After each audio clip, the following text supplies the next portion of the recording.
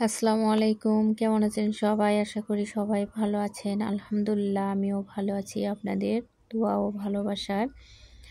যে যেখান থেকে আমাদের এই ভিডিওটি দেখছেন সবাইকে আন্তরিক মোবারকবাদ। প্লিজ সবাই এই নতুন চ্যানেলটিকে সাবস্ক্রাইব করবেন।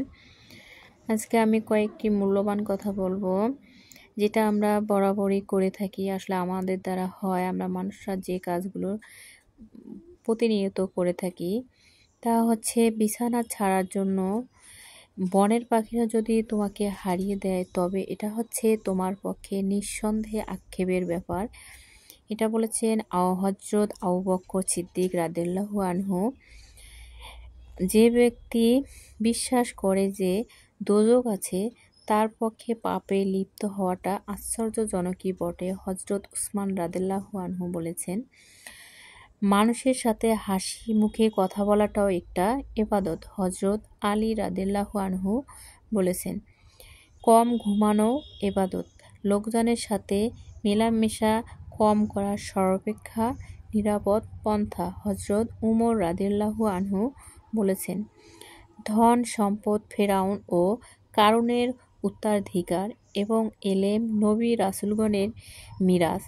ধন দৌলত হেফাজত তোমাকে করতে হয়, কিন্তু তোমাকে হেফাজত এলেমের করে।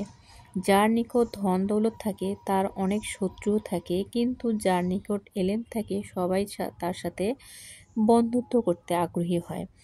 হযরত আলী রাদিয়াল্লাহু আনহু বলেছেন, নিজেকে ততটুকু প্রকাশ করো যতটুকু তুমি রয়েছ, অথবা নিজেকে যেরূপ প্রকাশ করো সেরূপ হয়ে যাওয়ার চেষ্টা করো।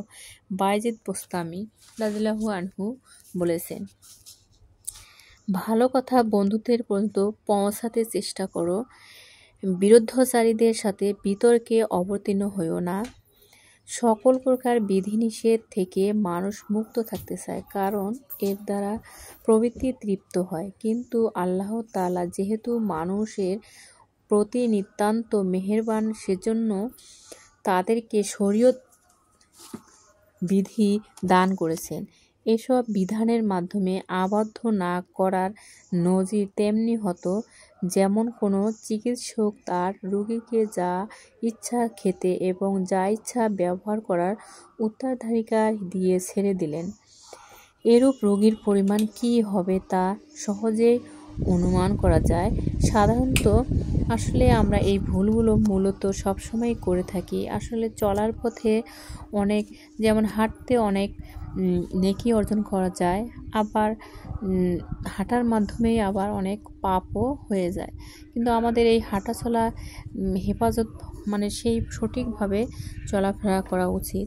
আর প্রতিটি মানুষেরই ভাবা উচিত যে আমার যে কোনো সময় মৃত্যু হবে, আর এটা ভেবেই তাকে সকল প্রকার পাপ কর্ম থেকে একটু হলেও বিরত থাকার চেষ্টা করা উচিত বলে আমি মনে করি।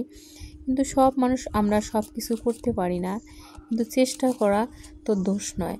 একদিন চেষ্টা করতে করতে দেখা যাবে যে আসলে আমরা অনেক খারাপ অভ্যাস ত্যাগ করেছি। অভ্যাস একবার ত্যাগ করেই দেখি না, একবার চেষ্টা করেই দেখি না কি হয়, কিন্তু আমরা কখনো চেষ্টা করারও আগ্রহ প্রকাশ করি না। সবাই ভালো থাকিয়েন। আল্লাহ হাফেজ।